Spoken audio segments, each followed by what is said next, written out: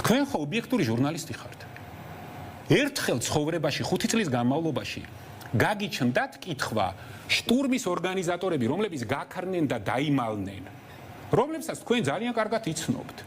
ძალიან კარგად იცნობთ, ზოგიერთი შეიძლება ხშირად აქ ყავთ კიდევაც.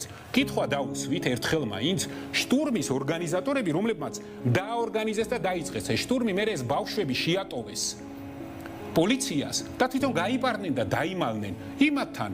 მე იმათგან რამეს კი არ მოვიტყვი, ჩემს ცხოვრებაში არაფერი არ მითქვი, იმიტომ რომ აფრის თავი არ აქვს. პასუხისმგებლობის აღების კი არა. ჩვეულებრივი კურდღლები არიან და პარლამენტის ტრიბუნიდანაც მაქვს ნათქვამი, რომ კურდღლები ხართ მეთქი. იმიტომ, რომ რაღაცას რო აპირებ და რაღაცას რო იწყებ, იმის თავი უნდა კონდეს, რომ მაკო გომურის ზურგს კი არ უნდა ამოეფარო. უნდა გამოხვიდე და თქვა, რომ ამას ვაკეთებდი მე. რა თქმა უნდა, კიდევ ერთხელ ვამბობ, რომ თავი რა დავანებოთ და ეს ტრაგედია